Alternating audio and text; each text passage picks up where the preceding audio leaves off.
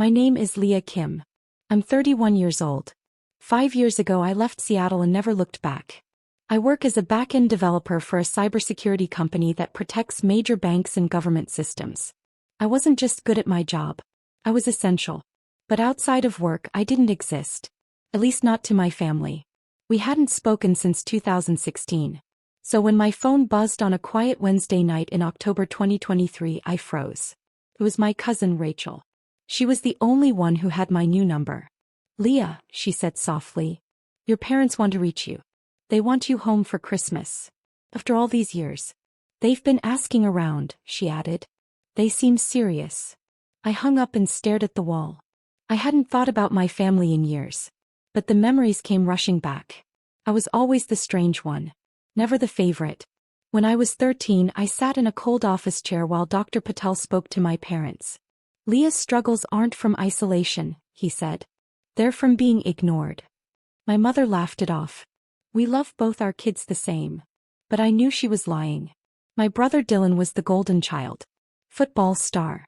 Class president. Everyone loved him. He got a car for his 16th birthday. I got a used sweater that still smelled like someone else. Even at Christmas his gifts sparkled. Mine felt like leftovers. Family gatherings were always painful. Dylan filled every room with noise and charm. I faded into the background like furniture. That's when I found coding. It started with a dusty flyer on the school board. Intro to Computer Science Club. Room 27. Thursdays after school.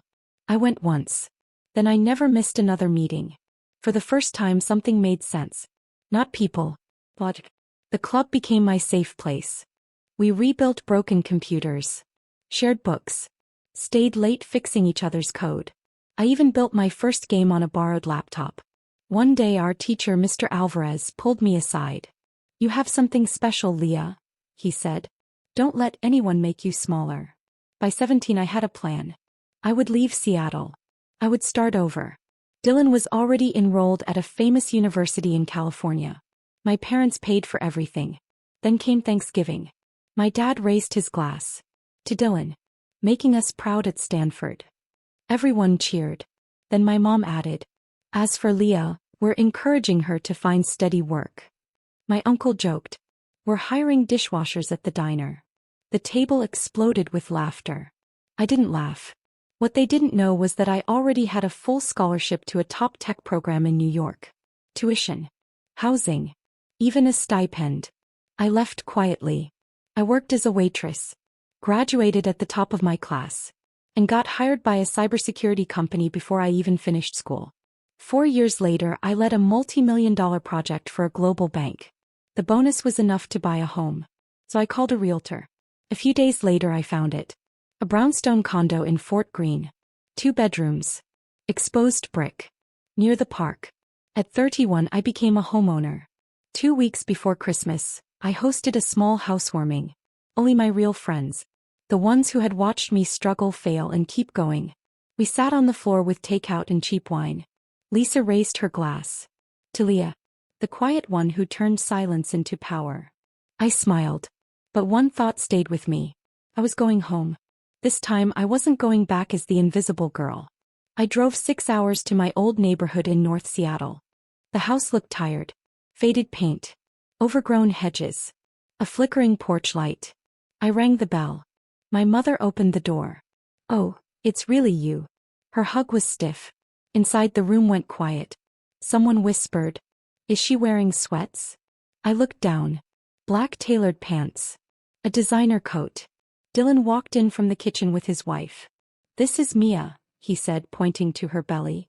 "And our baby." "Congratulations," I said. He smirked. "Still hiding in a corner somewhere?" "I work in tech," I said calmly. He laughed. "Like fixing printers?"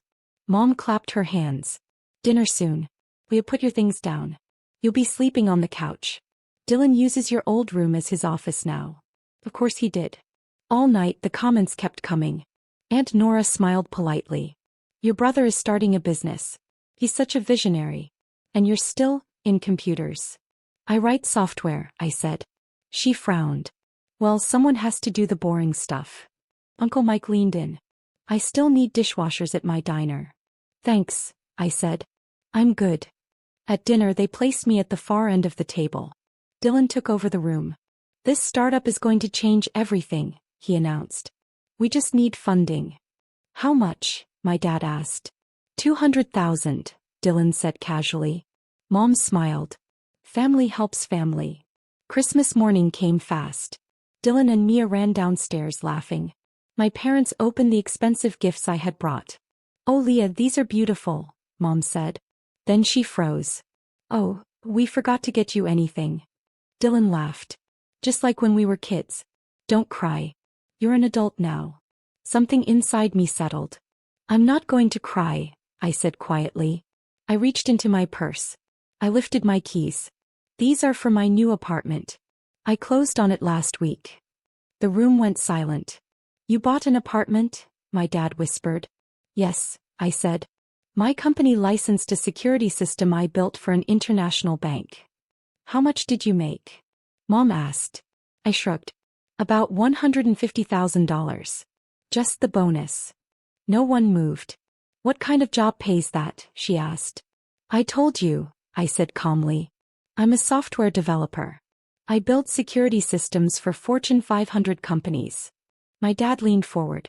How long have you been making this kind of money? Since I graduated, I replied. My bonuses change. But my salary has been 6 figures for a while. That's when the switch flipped. Mom suddenly stood up, smiling wide. Sweetheart, why didn't you tell us? We're so proud of you. Dad jumped in. Dylan, did you hear that? Your sister works with Fortune 500 companies. Dylan's jaw tightened. Mom slid next to me. So tell me about the apartment. How many bedrooms? 2 beds. 2 baths. Fort Greene. She beamed. We should visit. Family should stay close. Family. After 8 years of silence. I stood up. I should go. I have a long drive. Mom grabbed my arm. Already? Stay. We haven't even talked about your career. While I packed, I heard them whispering downstairs. When I came back with my suitcase, they were waiting. Dad stepped forward. Before you go, we should talk about Dylan's business. Dylan smiled like he was doing me a favor. It's a great investment. You'd be in early. How much? I asked. 200,000, he said lightly. With what you make, that's nothing. I looked at all of them. The same parents who laughed when I was offered a dishwashing job. The same brother who spent his life mocking me. No. The smiles dropped. What do you mean, no? Mom snapped. I mean, I'm not giving you money. But we're family, Dad said. I folded my arms. Where was family when you paid for Dylan's college and left me to figure it out? That was different, Mom said quickly. We didn't have money then. You had money for him. Dylan showed promise, she snapped, then stopped herself. We thought work would be better for you. I picked up my bag. I'm leaving. You selfish brat, Dylan shouted. After everything this family did for you. What did you do? I asked quietly. Raise me? Feed me? That's parenting. Not a favor. And you made sure I always knew I wasn't wanted. They followed me to the door. You'll regret this, Mom yelled. I won't. I meant it. At a rest stop, my phone exploded with calls and messages. I blocked them all. Back in Brooklyn, I poured a glass of wine and watched the city from my balcony. Sarah texted. Sorry about your family. Don't be, I replied. They finally gave me freedom. The next morning, messages poured in from relatives I hadn't spoken to in years. Your mother told us what you did. How could you abandon your family? You should help Dylan. One by one I blocked them. All of them. Except Sarah. He called later.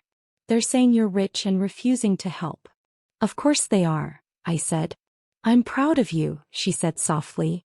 It means more than you know. She hesitated. Are you really okay cutting them all off? I cut them off 8 years ago, I said. This just made it official. That night, I met my friends at our favorite wine bar in Fort Greene. I told them everything. Good riddance, Lisa said. Do you think you'll miss them? Someone asked. I thought for a moment. No. I already mourned the family I never had. This just closed the book. I raised my glass. To chosen family. 6 months later, life felt lighter. Like stepping out of a fog.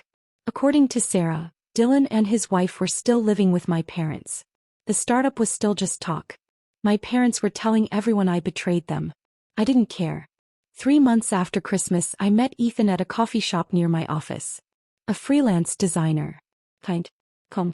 He understood what it meant to walk away from a toxic family. He had done it too. At work, I was promoted to lead systems architect on a major AI security project. My team respected me. My ideas mattered. A month ago, Dylan somehow found my new number. "Hey Leah, thought we could catch up," he said. "What do you want?" I asked. "Things are tight. Mom and Dad need help. The baby should meet her aunt." "No." He started shouting. I hung up. Blocked the number. Sitting beside Ethan in my own apartment, I felt only peace. Everything they said I'd never have, I built myself. Later, Sarah told me they were turning my old bedroom into a nursery. It didn't hurt. That room was never mine. This one is.